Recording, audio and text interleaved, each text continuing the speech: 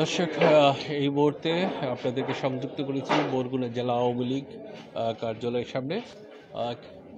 কিছুক্ষণ আগে এটিকে ছাত্র জনতা এসে সম্পূর্ণভাবে ভাঙচুর করেছে। আপনাদেরকে দেখানোর চেষ্টা করতেছি।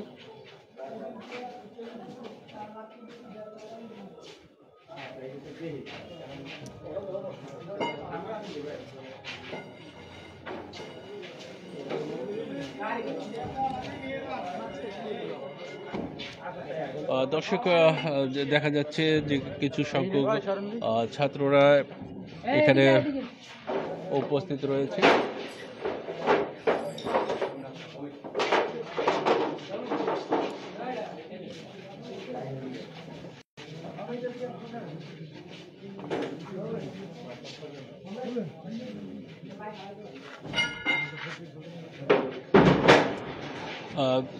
ছাত্র জনতা চলে যাওয়ার পরে এখানে উৎসুক দর্শক এবং গণমাধ্যম কর্মীরা কাজ করতেছে।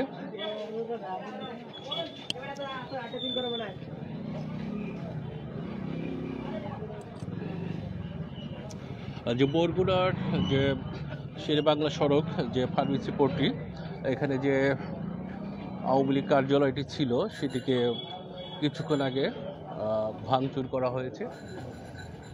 আপনারা দেখতে পাচ্ছেন যে জানালা এবং দরজা ভেঙে ভিতরে প্রবেশ করে তারা এই ভাঙচুর কার্যক্রম চালিয়েছে।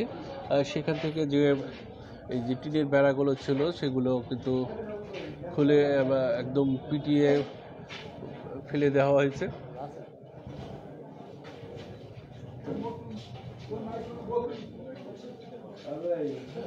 আপনাদেরকে জানিয়ে রাখি যে 5 আগস্টের পরে যে এই অফিসটি কিন্তু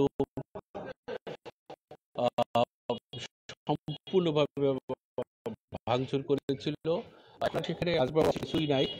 তারপরও এটিকে গতকালকের পর থেকে যে সারা দেশে ছাত্র জনতা আওয়ামী লীগ এবং আওয়ামী লীগের নেতাদের বাড়িঘর ভাঙচুর করতেছে, তারই অংশবিশেষ এবং বরগুনাতেও কার্যক্রম চালানো হয়েছে।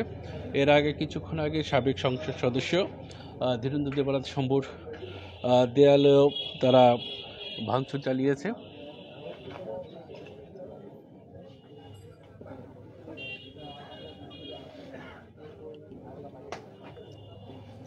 আপনারা দেখতে পাচ্ছেন যে সড়কে উৎসুক জনতা কিন্তু ভিড় করে দাঁড়িয়েছে দুপাশে।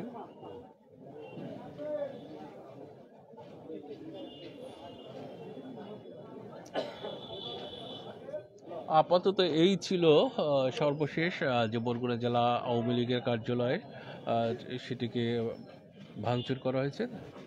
তার খবরটি আপনাদেরকে জানালাম। এরপরে যদি বরগুনায় আর কোথাও কিছু হয় আমরা আপনাদেরকে আবার